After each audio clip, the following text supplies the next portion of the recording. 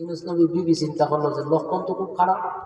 পরে হলে শুনেন, আপনি আমার আল্লাহর জিম্মায় ছেড়ে দেন, আর আপনি দুশো ধরলে যান, আপনি যান তাড়াতাড়ি গান থেকে বাগেন আর আমার ছেড়ে দেন। চিন্তা করেন, আপনার বিবিটারে যদি রাস্তার মধ্যে আপনার সামনে আটকায়া দেয়, আপনি সহ্য করতে পারবেন? কতটা কষ্ট লাগবে আপনার। ইউনূস নবীর কষ্টই লাগছে। আল্লাহ কয় পাকড়াও শুরু, বলুন কি শুরু? মাছওয়ালারে পাকড়াও শুরু করছে। মাছওয়ালায় ব্যক্তিগত সিদ্ধান্ত নিয়ে বিদেশ যেত নি, পাকড়াও শুরু। বউরে আটকাইছে না, এটা আল্লাহ পাকড়াও করছে। বলুন কি করছে? পাকড়াও। বউ লইয়া গেছে আর খোলা হলো। উনি একা অবস্থা, কি করবো, বাচ্চা দুটো লইয়া আবার রওনা দিচ্ছে, বিদেশ যাবো। এরপরে সিদ্ধান্ত চেঞ্জ করে না, বিদেশ রওনা দিচ্ছে। দ্বিতীয় দিকে একটা নদী হয়েছে সামনে। নদী হওয়ার পরে নদীর পরে হইলো সাগর। এখন যদি সাগরে যাইতে হয় তো নদীটা পার হয়ে যেতে হবে। আর তখনকার যুগে তো সেতু ছিল না, তারপরে বিভিন্ন ধরনের রাস্তাঘাট ছিল না, ডেঙ্গি নৌকা ছিল না, যেখানে উঠবে নদীর মধ্যে পানি ধরে না আটে অথবা কমর পানি, কিন্তু নদী শান্ত। উনি ওনার বাচ্চা একটারে রাখছে ফারো, আর একটারে কুলে নিয়ে নদীতে লামছে। লাইমা যেই শান্ত নদীর মধ্যে লামছে, লাইমা যেন মাঝখানে গেছে। এখন শান্ত নদী আর শান্ত না, এটা অশান্ত হয়ে গেছে। পানি স্রোত বাড়া শুরু হয়েছে, পানিও বাড়া শুরু হয়েছে। উনিও সর্বনাশ। দেখলাম খুবই শান্ত, কোনো ঢেউ নেই। এখন পানির স্রোত এত বাড়া বাড়ছে যে উনি ওনার বাচ্চা নিয়ে দাঁড়ায় থাকাটাই কঠিন হয়ে গেছে। বলুন পানির স্রোত বাড়ছে না আল্লাহ পাকড়াও করছে? وَظَنُّونَ إِذْ ذَهَبَ مُغَاضِبًا فَظَنَّ أَن لَّن نَّقْدِرَ عَلَيْهِ فَنَادَى فِي الظُّلُمَاتِ। মাছওয়ালা মনে করছে আমি তারে ছেড়ে দিব না, মাছওয়ালার আমি পাকড়াও করব। বিবি আটকায়া দিল, এটা পাকড়াও শুরু। শান্ত নদীতে বাচ্চা নিয়ে যখন উনি মাছ নদীতে গেল, পানির স্রোত বেড়ে গেছে। পানির স্রোত বাড়ে নাই, আল্লাহ পাকড়াও করছে। এমন স্রোত বেড়ে গেল, স্রোতের কারণে উনি দাঁড়ায় থাকতে পারে না।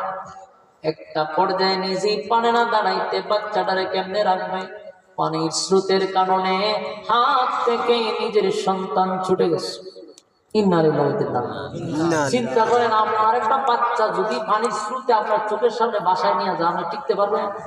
বাবা হিসেবে কি সহ্য করা সম্ভব? আমি পারতাম না। বাচ্চাটা হাত থেকে ছুটতে চলে গেছে, বাবার চোখের সামনে পানির স্রোতে বাইরে বাচ্চা দিয়ে গেছে। বউ আর এসে রাস্তা, বাচ্চা আছে নদী। একটা মানুষ ঠিক থাকতে পারে? আস্তে করে নদীর থেকে উঠছে, এটা কতক্ষণ বইছে, বইয়া যাও বার হয়েছে, পানি শান্ত হয়েছে, নদী আবার আগের মতো আস্তে আস্তে শান্ত হয়েছে। কারণ বড় ছেলেটার কাছে দূরে আনতো, এটা লইয়া নদী বাইরে। বড় ছেলের কাছে যাওয়া মাত্রই পিছন থেকে একটা প্রাণী আইসা বড় ছেলেটার ঘুরে লেগেছে। ইন্নালিল্লাহ হইতেন না? তাহলে স্ত্রী আটকাইল রাস্তা, ছোট চলে গেল নদীর পানির স্রোতে, বড় ছেলেটার একটা প্রাণী তুলে লয়ে যায়, চোখের সামনে নিয়ে আসে। একটা বাবা এতগুলা ঘটনা ঘটলে ঠিক থাকতে পারে? আপনার আওয়াজে বোঝা যায়। এখন আপনারা কোন স্ত্রী হারাইলো, সন্তান হারাইলো, ওনার কলিজাটা কতটা কষ্টে বুক ফাইটা যায়। আল্লাহ করে আমি পাকড়াও করছি। কি করছে? পাকড়াও করছি। ব্যক্তিগত সিদ্ধান্ত ছিল, এখন পর্যন্ত ওহী নাযিল হয় নাই। নিনুয়া নামক শহরের মানুষের জন্য কোনো সিদ্ধান্ত আসে নাই। আপনি ব্যক্তিগত সিদ্ধান্ত নিয়ে বিদেশ চলে যাবেন। আল্লাহ কয় মাছওয়ালা মনে করছে আমি তারে ছেড়ে দিব না, মাছওয়ালাকে আমি পাকড়াও করছি। মাছওয়ালা বিবি রাস্তায় আটকা পড়ে গেছে, ছোট সন্তানটা পানির স্রোতে বাসায় নিয়ে গেছে, বড় ছেলেটাকে ভয়ঙ্কর প্রাণী নিয়ে গেছে। এবার মনে বড় কষ্ট, এক বুক ব্যথা লইয়া আবার নিজে নিজেই নদীতে নামছে। এখন দেখে নদীর পানি আর লড়ে না। এই ঘটনা কি তার পানিতে শান্ত? মাছ নদীতে নামছে, পানি আর লড়ে না, পানি শান্ত। নদী পার হইয়া সাগরের ঘরে গেছে। সাগরের ঘরে গিয়া দেখে জাহাজ খারাপ, জাহাজের মধ্যে বিভিন্ন জায়গার থেকে যাত্রীরা আয়া উঠতেছে। এই সময় যাত্রীবাহী জাহাজ ছিল। উনিও চুপচাপ গিয়ে জাহাজে দিতে বসে গেছে। মনটা খুব খারাপ, এতগুলা জ্বর গেছে ওনার উপর দিয়ে, উনি কি আর কথা বলবো? উনি চুপ করে বসে, মন খুব খারাপ। যাত্রী যখন সব উঠে গেছে, জাহাজ ছেড়ে দিছে। জাহাজ চলতেছে চলতেছে, সাগরের উপর দিয়ে চলতেই আছে, ফাল দিয়ে চলতেছে। বড় রইল মাঝখানে কি আর জাহাজ যায় না, জাগাত খালি ঘুরে। কি করে? জাগাত ঘুরে না, আল্লাহ ঘুরা পাকড়াও ঘুরে গেছে, পাকড়াও এখনো শেষ হয়েছে। জাহাজ তো সুজা, এটা জাগাতে ঘুরে আবার জাগাত হয়, আবার ঘুরে আবার খাবে। এখন তো যাত্রীবাহী জাহাজ, তো যাত্রীরা সহ নাবিক সহ কান্না কাটি শুরু করছে, কি হয়ে গেল রে? সাগরের মাঝখানে জাহাজ যদি ঘুরে, আত্মা যদি নিচে জাগাতে সব শেষ, সব মানুষ মারা যাবে। এই কারণে সবাই চিল্লাচিল্লি শুরু করছে, চিল্লাচিল্লি শুরু করছে যে এখন জাহাজের নাবিক সহ যাত্রী সহ এরাও টেনশনে করছে যে যে কোনো সময় একটা দুর্ঘটনা ঘটতে পারে, সবার প্রাণ চলে যাবে। মাছ সাগরে তো শেষ হোক, মাছের পেটের ভিতরে যাইতে।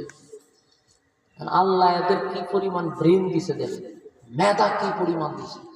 এরা গবেষণা শুরু করছে যে কেন এটা ঘুরতেছে। ইঞ্জিল থাকলে আপনি দেখতো যে ইঞ্জিনের কোনো সমস্যা আছে না, অন্তত ইঞ্জিন মিঞ্জিন না, দেখার তো কিছু না। এই জন্য এরা গবেষণা করছে যে কেন এটা ঘুরবে। এত বছর ধরে আমরা যাইতেছি, এটা তো সোজা যায়, এটা ঘুরে আবার জায়গা করে যাবে, আবার ঘুরে যে কোনো সময় নিচে চলে যেতে পারে। এমনটা কেন হইতেছে, এটা নিয়ে গবেষণা শুরু করছে। তো আল্লাহ তাদেরকে মেধা দিছিল, এই পরিমাণ মেধা দিছে। এখনকার মানুষ তো আপনার প্রযুক্তি তৈরি করতেছে বিভিন্ন, আর তখন তো এরকম প্রযুক্তি ছিল না, মেধা দিয়া সব বাড়ি করে নিতে। এরা গবেষণা কইরা মূল ঘটনা বাইর করে গেছে। সুবহানাল্লাহ। মূল ঘটনা বাইর করার কেমনে সম্ভব করছে, এরা বাইর করে গেছে। এরা ভাই আমরা পাইছি মূল ঘটনা, জাহাজ কেন ঘুরে, মূল ঘটনা আমরা বাইর করছি। বক্তব্য দিতে আছে নাবিকে যে আমরা অপরাধী, কে আমরা বলবো, আপনি অপরাধ স্বীকার করবেন। এই জাহাজের ভিতরে এমন একজন অপরাধী আছে, যেই অপরাধী মালিকের অর্ডার ছাড়া এই জাহাজ থেকে উঠা বিদেশ যাওয়ার জন্য, পলায়া যাওয়ার জন্য সিদ্ধান্ত নিছে। মানে গোলাম মালিকের অর্ডার ছাড়া পলাইয়া দেশ ছাড়ার জন্য সিদ্ধান্ত নিছে। তার অপরাধের কারণে পুরা যাত্রী সব মারা যাবে। একটা অপরাধের কারণে আমরা এই অপরাধীকে চিহ্নিত করতে চাই। তারা যদি আমরা চিনতে পারি, 2 জনে 3 জনে আত্মভাবদের এইটা হলা দিব, বা সে মরে যাবো না, আমরা সবাই বেঁচে যাবো। তাই জন্য মূল ঘটনা ইউনূস নবী জাহাজে বইয়া করে, ঘটনা তো সত্য। আমি তো সেই অপরাধী যে মালিকের অর্ডার ছাড়া আমি ব্যক্তিগত সিদ্ধান্ত নিয়ে দেশ ছেড়ে বিদেশ যাওয়ার সিদ্ধান্ত নিয়েছি। অপরাধী তো আমি। ইউনূস নবী এতক্ষণে উনি বুঝতে পারছে যে আমি যা করছি এটা আমার সম্পূর্ণ ভুল ছিল, কারণ আমি আমার মালিকের অর্ডার ছাড়া দেশ ছেড়ে বিদেশ যাওয়ার সিদ্ধান্ত নিয়েছি। তাহলে এই অপরাধের কারণে যাত্রী সবাই মারা যাক, এটা তো আমি চাই না। মরলে আমি মরি, সবাই বেঁচে যাক। উনিটা বলে যে ভাই আপনারা ঠিকই ধরছেন, এই জাহাজের মধ্যে একমাত্র গোলাম আমি, যে মালিকের অর্ডার ছাড়া পলাই দিয়া বিদেশ যাওয়ার সিদ্ধান্ত নিচ্ছি।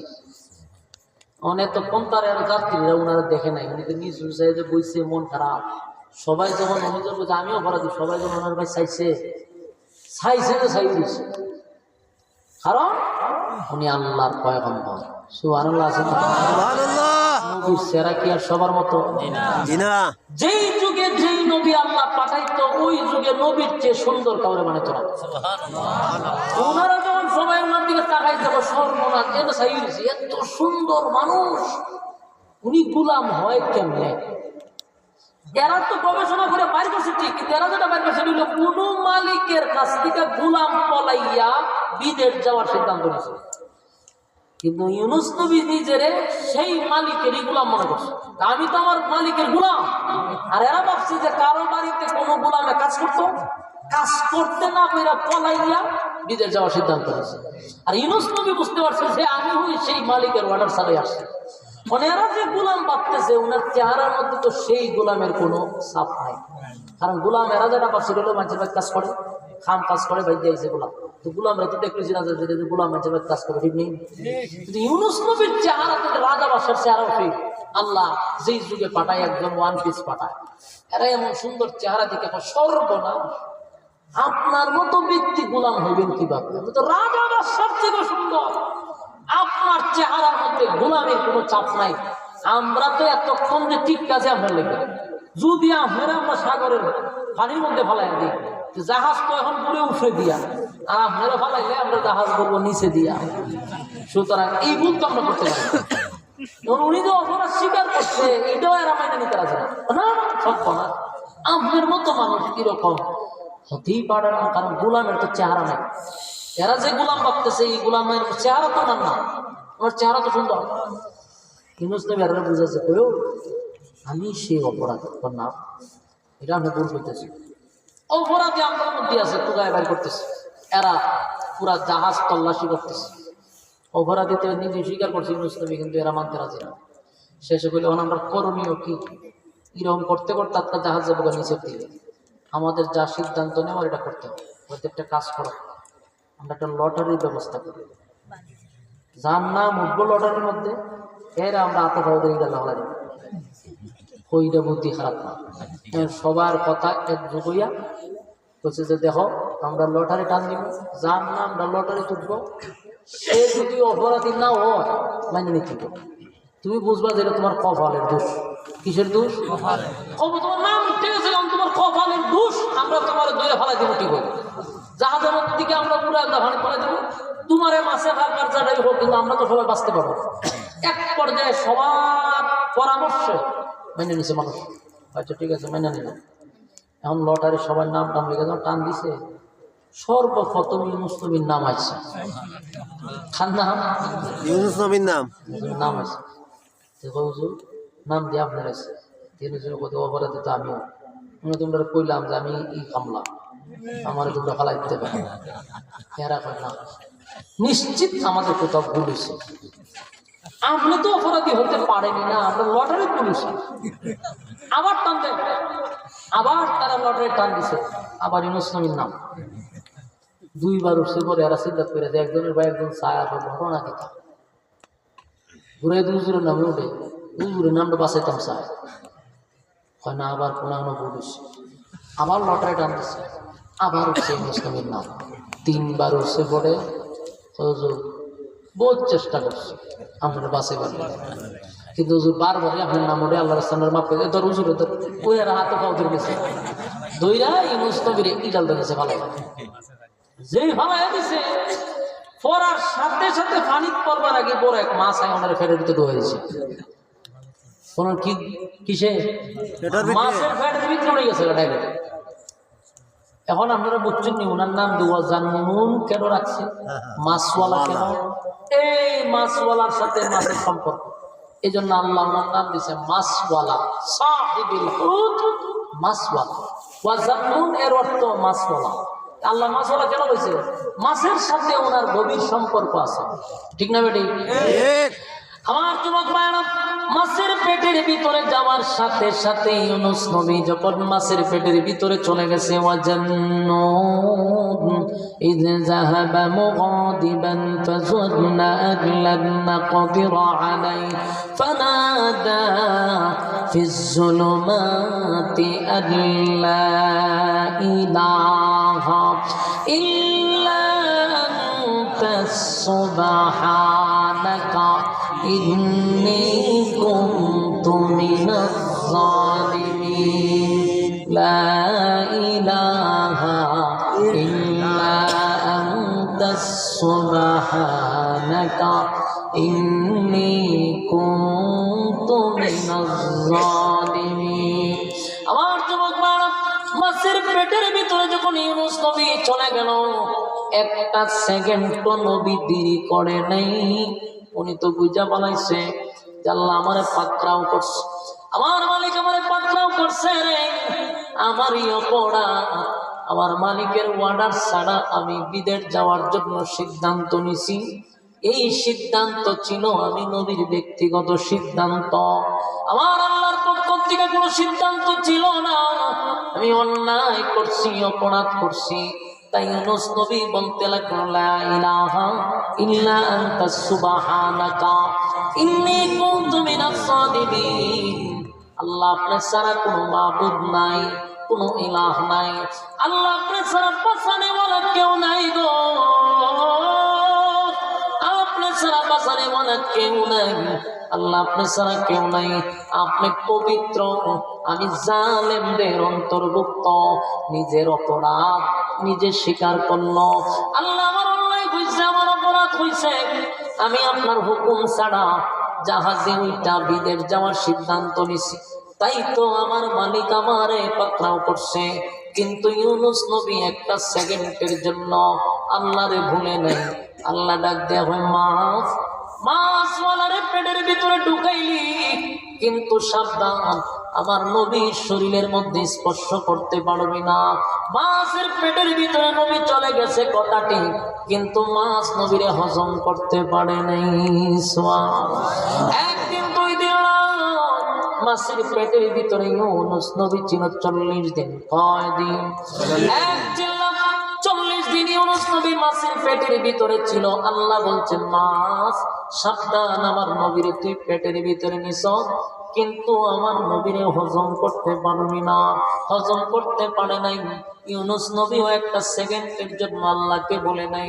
উনি যতদিন ছিল ততদিন বলতে লাগলো, লা ইলাহা ইল্লা আনতা সুবহানাকা ইন্নী কুনতু মিনাজ জালিমিন। আল্লাহ আপনি ছাড়া কোনো মাবুদ নাই, কোনো ইলাহ নাই, আপনি পবিত্র, আমি জালিমদের অন্তর্ভুক্ত। আল্লাহ আমি আমার জুলুম করছি, আমি আপনার কথা ছাড়া অমান্য করছি। এমন ভাবে কেন বিরতি করতে লাগলো, 1 দিন নয়, 2 দিন নয়, 40 দিন। আল্লাহ তখন ডাক দিয়া বলে, আমার ইউনুস আমারে ভুলে নাই। 40 দিনের ভিতরে একটা সেকেন্ড আমার ইউনুস আমারে ভুলে নাই, ভুলে নাই। বিপদে পইরা শরণাপন্ন হয়েছে ইউনুস, আমার শরণাপন্ন হয়েছে। তাই আল্লাহ বলেন, আমি ইউনুসের ডাক শুনছি, শুধু তাই নয়, ইউনুসের ডাক শুনছি, শুধু তাই নয়। আল্লাহ বলেন, ফাস্তাজাবনা লাহু ওয়া নাজাইনাহু মিনাল গাম্মি। এই ইউনুস আমারে ডাকছে, আমি আল্লাহ তার ডাক শুনছি রে। মাছের পেটের ভিতরে এমন ব্যথা সৃষ্টি করে দিছে, মাছ সাগরের ভিতরে গইরাইতে গইরাইতে পাগলের মতো দৌড়াদৌড়ি শুরু করছে। এক পর্যায়ে সাগরের পারে আইসা উগলাইয়া ইউনুস নবীরে বাহির করে দিছে। বলুন তো দেখি, মাছের পেটের ভিতরে কেনে কেউ বাঁচতে পারে? সাপে খাইলে কেউ বাঁচে, বাঘে খাইলে কেউ বাঁচে না। ইউনুস নবী কত অবস্থায়, সুস্থ অবস্থায় যখন জমিনে ফিরে আসছে, আসার সাথে সাথে ইউনুস নবী সুস্থ অবস্থায় জমিনে ফিরে গেল। সেজদায় করে বলে, মালিক অন্যায় করছি, অপরাধ করছি, আমার ভুল হয়েছে, আমি আমার ব্যক্তিগত সিদ্ধান্ত লইয়া দেশ ছেড়ে বিদেশ যাওয়ার সিদ্ধান্ত নিছি, আল্লাহ এটা আমার ভুল ছিল। আল্লাহর কাছে যখন সেজদায় পড়ে ইউনুস নবী কান্দে আর কয়, মালিক আপনি পবিত্র, আমি জালেমদের অন্তর্ভুক্ত। আল্লাহ বলে, আমার ইউনুস আমি মাফ করে দিলাম। ইউনুসকে আমি মাঝখানে একটা পরীক্ষা নিলাম। 40 দিন মাছের পেটের ভিতরে একটা পরীক্ষা নিছে, সন্তান হারাইয়া পরীক্ষা নিছে, বাচ্চা হারাইয়া, স্ত্রী দূরে সরাইয়া, মাছের পেটের ভিতরে ঢুকাইয়া ইউনুস নবীর কাছ থেকে আল্লাহ পরীক্ষা নিছে। আদম থেকে নিয়া ঈসা রূহুল্লাহ পর্যন্ত, আমার নবী পর্যন্ত এমন কোন নবী নাই যে নবীর কাছ থেকে আল্লাহ পরীক্ষা নেয় নাই। সব নবীদেরকে আল্লাহ পরীক্ষা নিছে রে। সব নবীরা কম্পিটিশনে পাস করছে, কোন নবী ফেল করে নাই। অসংখ্য নবীদেরকে আল্লাহ পরীক্ষা করছে, ইউনুস নবী পরীক্ষায় পাস করছে। আমার যুবক ভাইরা, লম্বা ঘটনা, যদি আমি এই আলোচনা চলতেই থাকে আরো 1.5 ঘন্টা দরকার, সাবজেক্ট শেষ হওয়ার মতো না। অন্যদিকে আপনারা বিরক্ত হইতেছেন,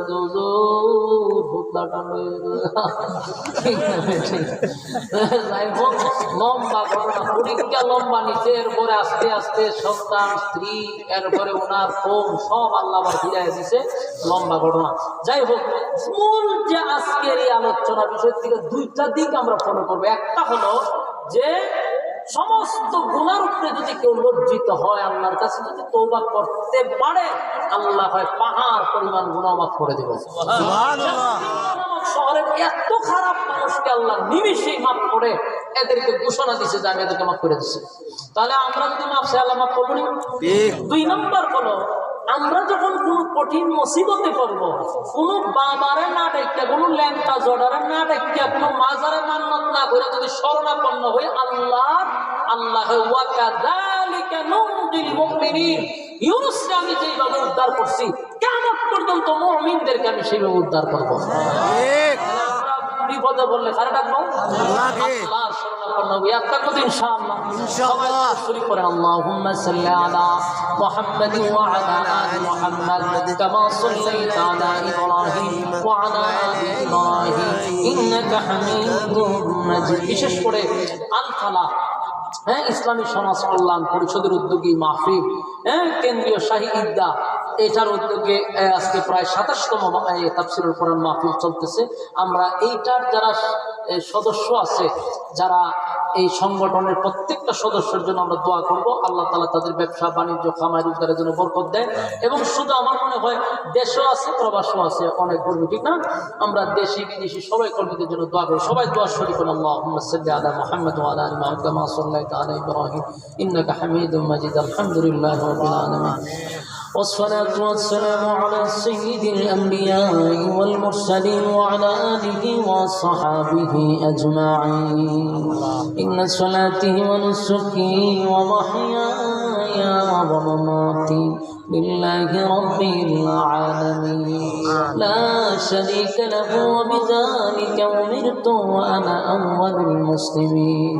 رب العالمين الله তবিরাত হয়ে গেছে, নজুলে রহমতের সময়, দোয়া কবুলের সময়, সাদা সাদা দাড়িওয়ালা মুরব্বীদেরকে নিয়ে হাত বাড়াইলাম। আল্লাহ ছোট ছোট মাসুম বাচ্চাদেরকে নিয়ে হাত বাড়াইলাম। পর্দার আড়ালের মা বোনদেরকে নিয়ে হাত বাড়াইলাম। জাতির শ্রেষ্ঠ সন্তান আলেম ওলামাদেরকে নিয়ে হাত বাড়াইলাম। আমি গুনাহগার মুসাফির হালতে আপনার বান্দাদের সঙ্গে হাত বাড়াইছি।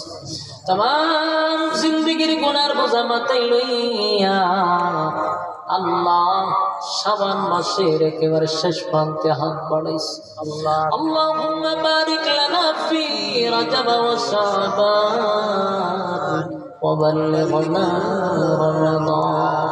আল্লাহ শাবান মাসের ধার প্রান্তে শেষ প্রান্তে দাঁড়াইলাম, রমজানের আগ মুহূর্তে দাঁড়াইলাম। तमाम जिंदगीर गुनार उपरे लज्जित माफ करे देन। बाकी जिंदगी যতদিন বাঁচায় রাখবেন ইহদিনাস সিরাতাল মুস্তাকিম, সঠিক সরল রাস্তার উপরে চলার তৌফিক দেন। যেমনে চললে আপনি খুশি ওইভাবে চলার তৌফিক দেন। আল্লাহ আমরা যারা হাত বাড়াইলাম এই মজলিসে কত মানুষ কত আশা লইয়া গভীর রাত্রে দুইটা হাত বাড়াইছে। এখানে অনেকের মা নাই, বাবা নাই, দাদা নাই, দাদি নাই, নানা নাই, নানি নাই, শ্বশুর নাই, শাশুড়ি নাই। মহব্বতের মানুষ অন্ধকার কবরে চলে গেছে, জানি না কোন অবস্থায় কোন হালতে আছে। আল্লাহ মাফ করে দেন, তাদের কবরে সব পৌঁছায়া দেন। আল্লাহ আমাদের দাদা দাদির কবরে সব পৌঁছায়া দেন, মা বাবার কবরে সব পৌঁছায়া দেন। বিশেষ করে আজকের এই মাহফিলে যারা হাত বাড়াইছে প্রত্যেকের দিলের নেক বাসনাটুকু আপনি পুরা করে দেন, খালি হাতে ফিরে দিয়েন না। আল্লাহ তাআলা এই যুব সমাজ আল্লাহ যে কষ্ট করে সুন্দর আয়োজন তারা করছে 27 বছর ধরে, প্রত্যেকটা কর্মীকে দিনের খাদেম বানায়া দেন। আল্লাহ তাদের নেক উদ্দেশ্যটা আপনি পুরা করে দেন। প্রত্যেকটা যুবকের ব্যবসা বাণিজ্য কামাই রোজগারে বরকত বানায়া দেন। আল্লাহ অনেক প্রবাসী ভাইয়েরা বিদেশে বাড়িতে আছে, তারাও সাহায্য সহযোগিতা করছে। আল্লাহ আমার প্রবাসী ভাইদের ব্যবসা বাণিজ্য কামাই রোজগারে বরকত দেন, ঘরের মধ্যে রহমত বরকত দান করেন, বাচ্চা কাচ্চা গুলারেন দিনদার মুত্তাকি বানায়া দেন। আল্লাহ আখিরি দরখাস্ত আমার ডাইনে বামে সামনে পিছনে এই এলাকার যত মুর্দা গান কবরে সাইত আল্লাহ প্রত্যেকের সব পৌঁছায়া দেন। আল্লাহ আমরা যারা হাত বাড়াইছি বড় আসামে হাত বাড়াইছি, খালি হাতে আমাদেরকে ফিরে দিয়েন না। আপনার বান্দাদের জন্য খাবারের ব্যবস্থা করছে, আল্লাহ বরকত বাড়ায়া দেন। রব্বুল আলামিন শেষ দরখাস্ত যা বললাম আর যা শুনলাম নবীজির জুতার ধুলা বরকতে দুয়ারে কবুল করেন। আমিন। একজন মানুষকে খালি হাতে ফিরে দিয়েন না আল্লাহ। নবীজির জুতার দোলার বরকতে দোয়ারে কবুল করেন। সুবহান রাব্বিকা রাব্বিল ইজ্জাতি আম্মা ইয়াসিফুন ওয়া সালামুন আলাল মুরসালিন আলহামদুলিল্লাহি রাব্বিল আলামিন আমিন আমিন বিরহমাতিকা ইয়া আরহামার রাহিমিন। আসসালামু আলাইকুম।